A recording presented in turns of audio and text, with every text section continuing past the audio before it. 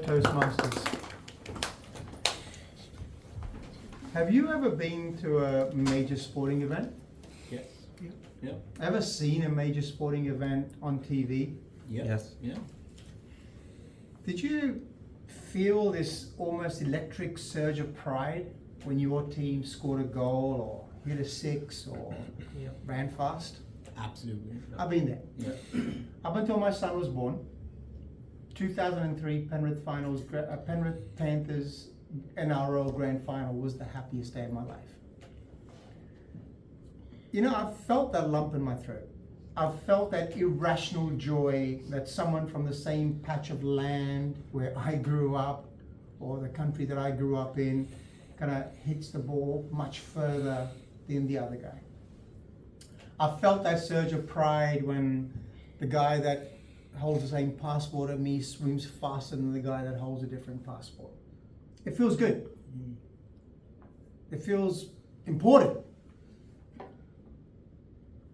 Today, I invite you, I urge you, at least for these 5-7 minutes, to step back for the feeling, just for a few minutes. Spend this time with me. What is this powerful feeling? This devotion to a flag, to a border, to a nation. This thing we call patriotism or nationalism.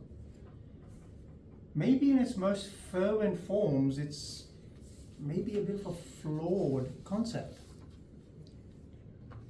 What if it's dangerous? What if it's a popular, dangerous fairy tale we tell ourselves? Now, I don't stand in front of you to tell you that feeling of belonging to a community is bad. Far from it. I'm here to argue that the grand, sweeping, mostly unquestioning loyalty demanded by nationalism is a modern form of tribalism that has historically done more harm than good. I'm going to make the claim that borders are temporary sketches.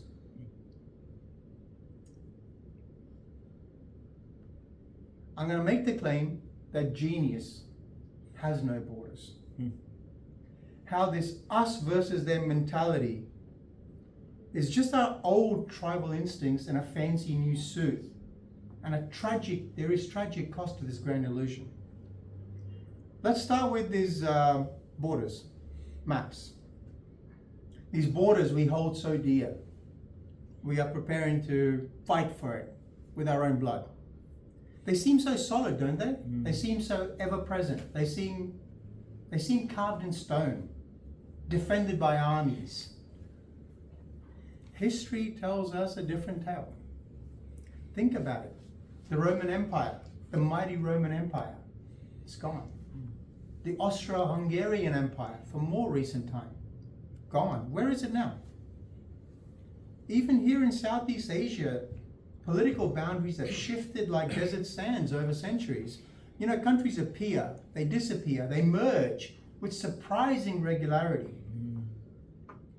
Not only in history books, in my lifetime, we've seen Soviet Union split into 14 different countries. Yugoslavia split into Serbia, Croatia, Bosnia-Herzegovina.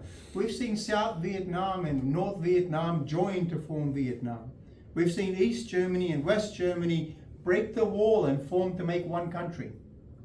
This beautiful piece of land that I now call home, and is the only home my sons have ever known, has been part of the Sumatran Empire, the British Empire, the Japanese Empire, for a short time part of the Federation of Malaysia.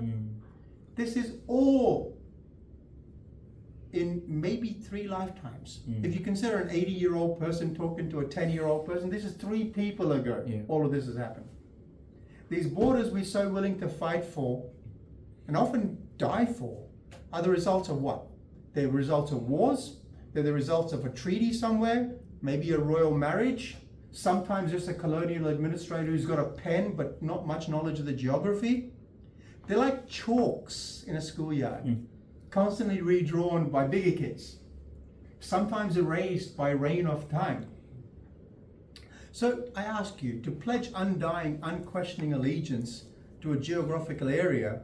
Is it smart? I don't know. Now let's consider for a moment what makes our world better. The innovators, the creators, the thinkers.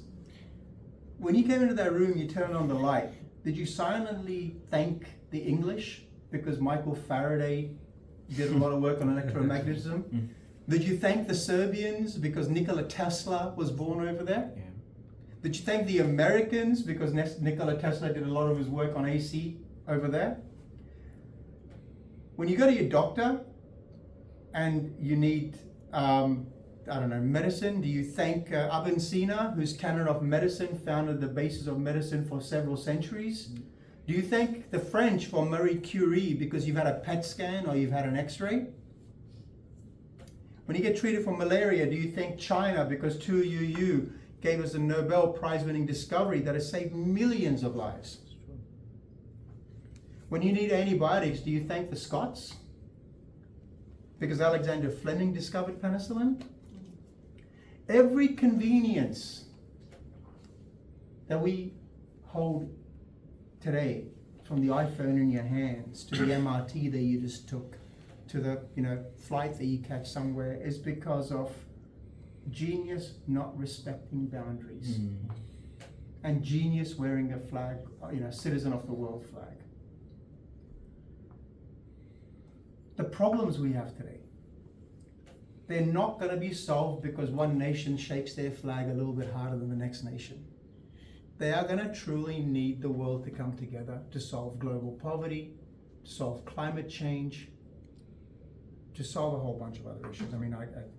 This us versus them mentality is simple. Yes, it's effective. It's really easy to rally around. But maybe it makes more sense for us to think about being citizens of the world. Not all the time, not every day, maybe not a sporting event. Sometimes. Yeah. I'll leave you with that, my fellow Toastmasters. Thank you very much.